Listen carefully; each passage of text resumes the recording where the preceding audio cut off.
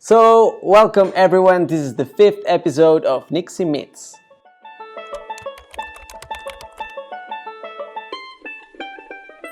Today, I have the pleasure to interview Kimball. She's a mother and certified child life specialist. She's passionate about helping kids cope with medical experiences, and she shares her tips on her blog, ChildLife Saver. Good morning, Cara. How are you? Hi, I'm great. Thank you so much for having me on. I'm excited to be here. It's a pleasure for us that you accepted this interview. I wanted to start with a question that I asked a lot of child life specialists, and you all have amazing stories to tell. So I would love to know your story about how did you get involved in the child life world? Sure. It was a fluke. The state in the United States where I'm from, Utah, doesn't have a lot of child life specialists in it, and there isn't a lot of training opportunities there. So my friend actually went on a trip with Operation Smile. I don't know if you've heard of them. Yeah. We were in high school, and she came back and said, there's this child life specialist there, and I think you would love it. And so when I got to college, I asked around, and nobody at my university knew what it was. And so I kind of had to do the digging on my own. But once I found it, I started volunteering at a children's hospital. And once I started doing that, I fell in love with it, and I knew that it would be perfect for me. That's amazing. And do you think this is changing? Do you think there's more child life specialists out there right now, that people is getting more interested in this? Absolutely. It kind of started, in the 1960s. It was very slow growing to start, but now it's definitely expanding. There are opportunities to become a child life specialist online, and every children's hospital in the United States currently has at least one child life specialist on staff. But I think as all of the hospitals are recognizing what a benefit child life specialists are to them, they're finding ways to increase their the salary need, right? So they're asking for donations to fund those positions. I'm sure that the child life job in a hospital, it must be cost efficient, right? Because that's something they talk about a lot in hospitals, cost efficiency. And how do you think there's studies about studying the cost efficiency of child life?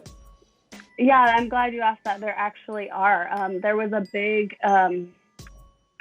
statement that was put out this year that was done by a bunch of child life specialists, and they looked at all of the studies that showed how cost efficient they are for hospitals. Aside from the cost efficiency, and actually to pair with it, there's less sedation use, there's less anesthesia use, and less narcotic pain medication given. And so this is better for patient safety. Kids are put through or come in and out of the hospital faster, so that's more cost efficient for the hospital. And they have to use less staff to work with these kids, so that's more cost efficient for them. I know that after kids receive anesthesia, they leave quicker. So there's significant cost savings for hospitals, and that's one of the reasons why they really value child life specialists. Yeah. That's so true. That's so true. And there's another thing, that child life specialists are useful not only when a child needs surgery, right? There's a lot of moments in a child's life that knowing something about child life as a parent can help your child, right?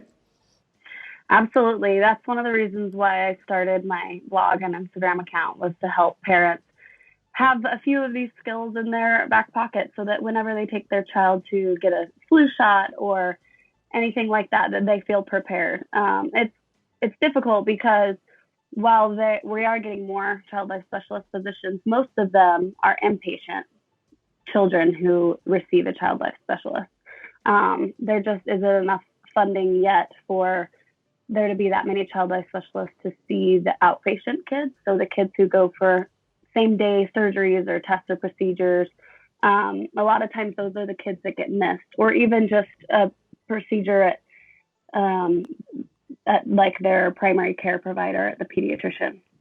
So all of, when you take your child to the pediatrician, they often don't have a child life specialist on staff. I would say probably never.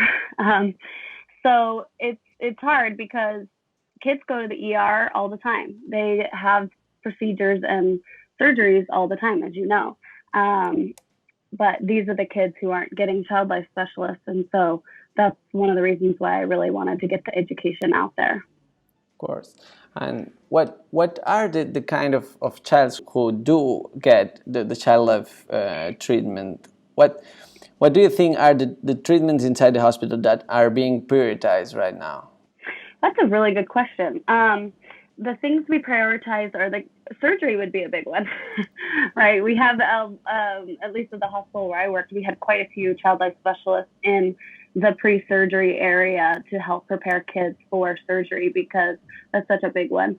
But also, we would prioritize like intensive care units. And then, let's say like the hospital where I worked, we had a ChildLife specialist in every area of the hospital except all of the outpatient, same day places. But among that, you have, 20 to 30 kids that you're in charge of.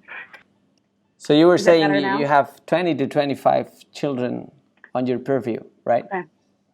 Yeah. So you might have 20 to 30 children that you're in charge of, and you can't see all of those kids in a day. So we prioritize even the patients that we are supposed to be monitoring as well. We prioritize kids who are under 5. They're at most at risk for, negative outcomes after the hospital.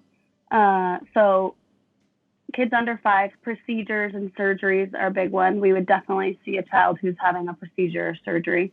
Or someone who might have like a life-threatening illness, a new diagnosis, or maybe they had a traumatic event and they lost a limb. Kids who go through those very big life-changing things would be top of our priority list. Of course. Because what are the chances that one of these kids that's in a super hard situation, like losing a limb, whatever, and if this child has not the opportunity to have a ChildLife specialist to help him or her during that process, what are the chances that this may cause some kind of trauma or some kind of bad consequences for their health? Yeah, I don't know the exact, percentage or how that looks, but we are educated in trauma and its impacts on children, and they really are at risk, and so that's why we would just highly prioritize them.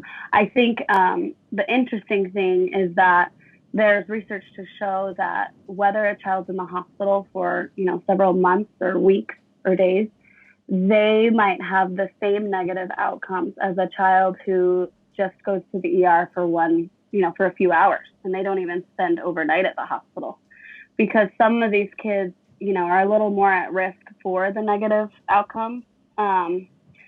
Family aspects play into that, how the child usually copes or their temperament. There's so many things that play into it. Also, the care that they receive while they're at the hospital, if they're prepared beforehand, that makes a big difference. So it's interesting. You'd think that, a child who stays several days in the hospital would have far more negative outcomes than a child who just visits for a few hours. But the research shows that child can have the same negative outcomes. And that's why we even prioritize the emergency department. Of course. And those procedures. You talked about parents. So what do you think that should be the parents' role? Imagine a hospital that doesn't have a ChildLife specialist present, like it happens a lot in Spain, for example. Mm-hmm. What do you think that should be the parents' role regarding the visit to the hospital? I think it's hard because we go to a hospital, we pay money for our child to be taken care of. And so I think in most parents' minds, we assume that we're going to be getting the highest quality of care. And in my mind, and even still after all that I've gone through, I believe that includes education and pain control and all of that.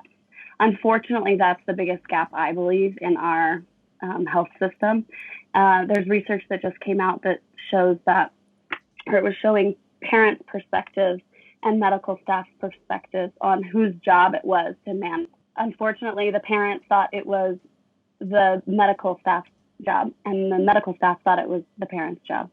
So that just shows that pain management isn't happening. We're not doing our best to manage pain. And I think that's one of the problems, is that we assume that it's someone else's role. I do believe as parents, we often will prepare our kids for things, if we understand that it's going to help them. But in the medical environment, we are so vulnerable, and it's such a stressful time that almost all of our parenting skills go out the window. We just want to do everything for our child in that moment, but we're also nervous about the outcome. And so we might not even think to prepare our child for what's about to happen because we're so worried about how they're doing. So I think that, and also parents who have kids with anxiety think that if they tell them what's going to happen, then the child's going to have a worse time, but it's actually the opposite. So I think, and you probably know this as well, Thomas, but preparation for procedures is something that parents don't realize is so important. And even the medical staff doesn't realize is so important. And so it's a challenge to educate both on how they can both work together to help the child. I think it's a team effort, but I do think there's more responsibility lies in the medical staff's hands, because we go to them as the professional to help our child through this. So, and I hope that as we get more ChildLife specialists on staff, then we'll be able to bridge that gap better, so that we can be kind of the liaison between parents and medical staff to kind of bridge that gap. Of course. There's something that we find a lot, is that while we're trying to bridge that gap, there's a lot of kind of parents, right? But there's some kind of parents that look interesting to me, because they want to help their children, they understand the importance of preparation, but they're not sure about how to do it, and they think if they explain too much, maybe that will be something that's wrong for the child. So they just are they're kind of blocked between two positions, and they don't know how to start. What would be your advice for this kind of parents who understand the importance and want to help but don't know how to start? You bring up a good point, and I think that is the hardest thing for parents, because if I didn't have this education, I don't know that I would know how to prepare my child at all. It's challenging because, and that's one of the reasons why I wanted to educate on my account, because I think it is such a spectrum, right? You have the parents who want to show all the gory details. They want, those dads that want to show all the pictures. Do you want to watch the surgery? That is not helpful for children. And then you have the other dads who are like, oh, it's going to be great. It's going to be fine. I shouldn't just put it on dads. It's moms too. But dads tend to like the gory details more than moms. But then you have the parents who are like, oh, everything's going to be great. You're going to do just fine, and it's too happy. We need somewhere in the medium. Or in the middle. We need parents who are saying, yeah, this is difficult, but I know that you can do it, because you know how to rise above challenges, and we're going to do it together. What I would tell them is tell them only what they are going to experience. So if your child's going to go for surgery, you don't need to tell them what's going to happen after they're asleep, except for what the doctor's actually doing. So your tonsils are going to be taken out. When you wake up, they'll be gone. Your body doesn't miss them. You don't need them anymore. And when you wake up, you might have a little bit of a sore throat. You're not going into, oh, they're going to take a scalpel and you're going to cut it out. That is too much information. So I would say give them honest information, but keep it soft language. We call it soft and minimally threatening language. So rather than saying they're going to cut out your tonsils, we say they're going to remove your tonsils, or if a child doesn't understand that, we say take out. It's just a little bit gentler language, but still gets the same message across. So I would say tell them only what they're going to experience, use soft and minimally threatening language, use play to prepare them. Play is the best way to prepare your child. Use it on a doll. Watch a video like Nixi for children is a great tool, and show pictures of maybe the hospital environment. Another thing I would say is walk them through the whole experience. Sometimes we just focus on the procedure or the surgery when we need to do it start to finish. So what are they going to see when they walk into the hospital? What are they going to have to put on? What are they going to hear? What are they going to taste? And what are they going to feel? Are they going to get a checkup before it starts? Who's going to come to see them? Is there going to be lots of equipment there that's not there for them? These are all details, though, that you're going to give more and more as the child is older. So give less details to younger children, generally, more details to older children. And then children with a lot of anxiety need less details as well. And they also need to be prepared closer to the surgery. So you just want to keep it really honest and open. And at the end, the best thing you can do is say, what questions do you have? Because it opens up conversation for the child to then ask whatever questions they have. And oftentimes, what you gave is enough information, even if it was very little. And other kids need more information. And so that's when they'll say, well, how did they take it out? And that's when you go, okay, we need to give a little bit more information, and you do your best to make it soft and minimally threatening. But helping kids, boosting kids up and saying, I know it's going to be hard, but I'm going to be there with you and we can do this together. And showing that you're calm really makes a difference for the child. There's research that shows that how parents cope is directly affecting children. So I think the more educated we are and prepared we are, and the confidence that we have that everything's going to be okay, it helps the kids. That's what I would say to parents. That's another reason why parents should read more, should be more ready and more prepared. And that's something you do in your blog. Tell us a little bit more about your blog, and what are the parents reacting to all the information you're putting out there, which is a lot and it's great. Thank you. Sure. I had a lot of friends who would say things to me like, oh, I didn't know you could do that when you take your child to the doctor. And, oh, I didn't know this.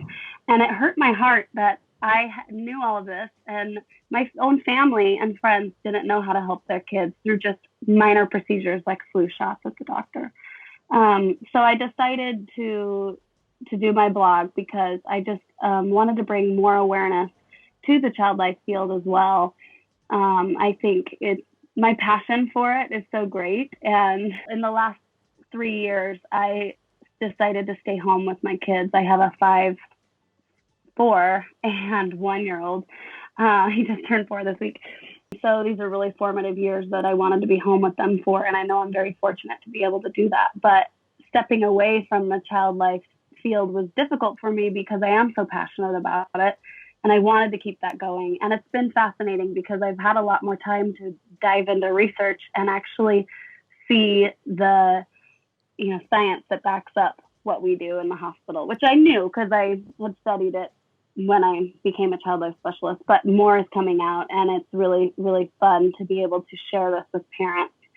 The response has been great. The thing that parents are loving the most, which I drive the most because I think it's the easiest thing that we can do in simple procedures, is called comfort positioning. Often when we take kids to the hospital or to the doctor, they're laid down, or I call it pinned down, and there's staff on top of them to help just get a shot in. That was something that happened to me growing up, and I am still traumatized by the time I had to get one. 3 nurses held me down when I was 10 years old. And comfort positioning is something ChildLife specialists really push in the hospital, where the parent is holding the child sitting up in a safe position, feeling like a hug. So the parents are actually holding the child, and not really, we're restraining, but not, right? So we're helping the child feel safe and comfortable, while helping staff be able to get to that limb.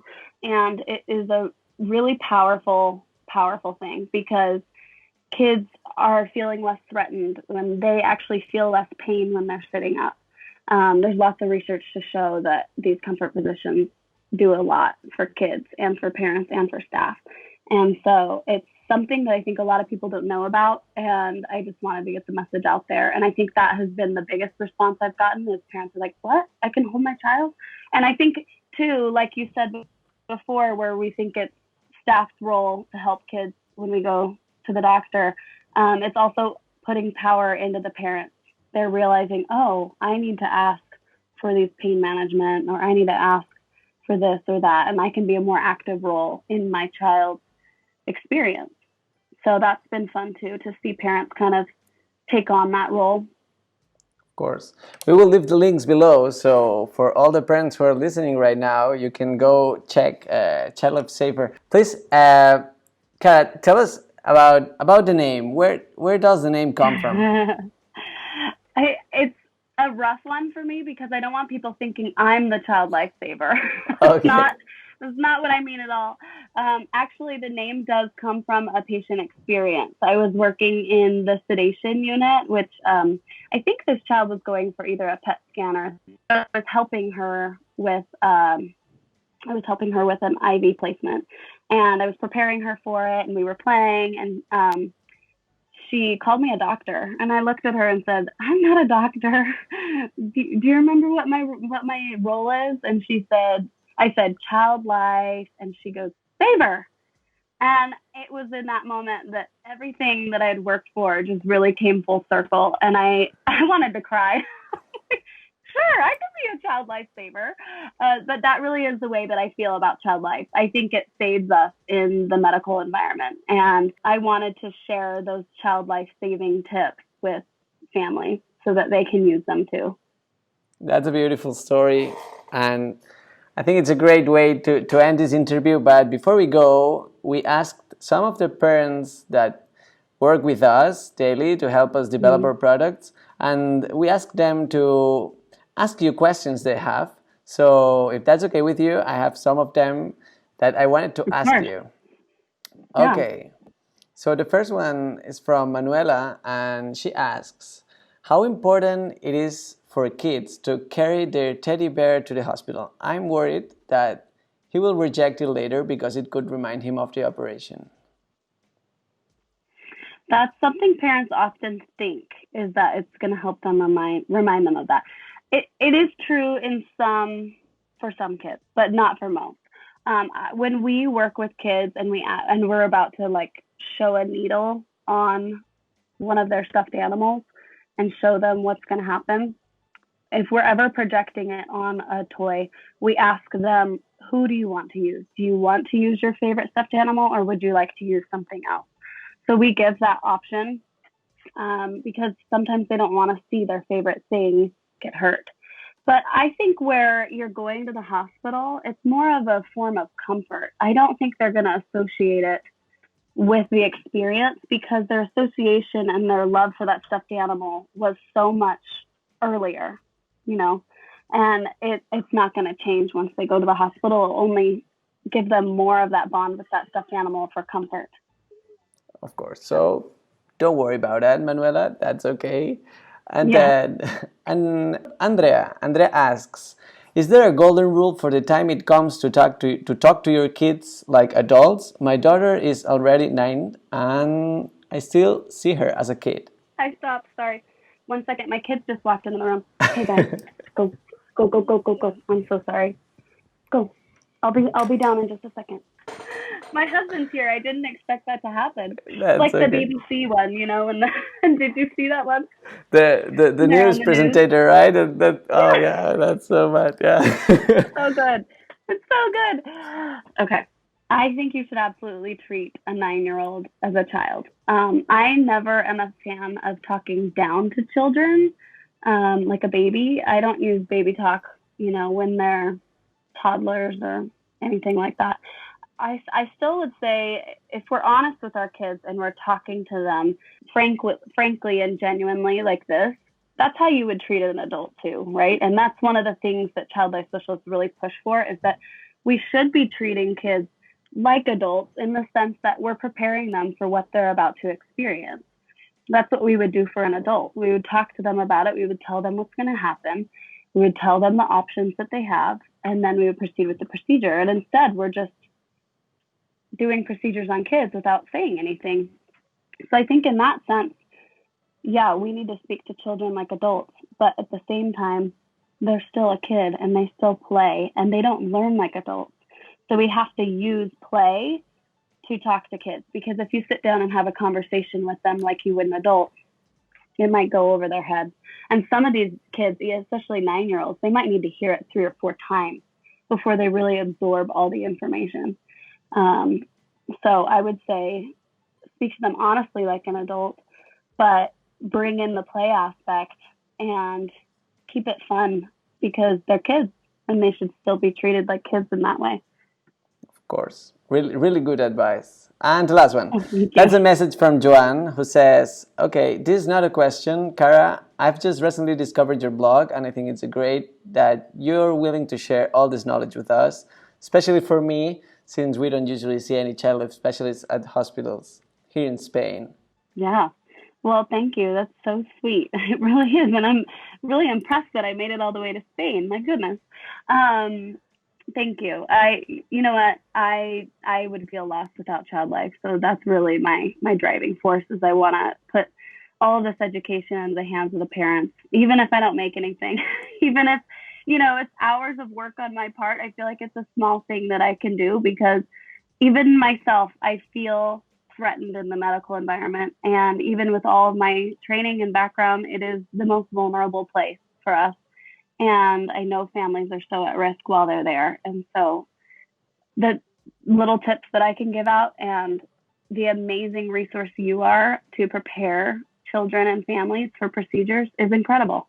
It's incredible that we have these resources now. But I think that we're also, I can't believe that this is only how far we've come. You and I are ready to make this happen, right? We're going to explode it. We're going to help parents know how to do this. And no longer are we going to treat kids like victims in the hospital. They're going to be partners with us, and they're going to be prepared for whatever comes their way.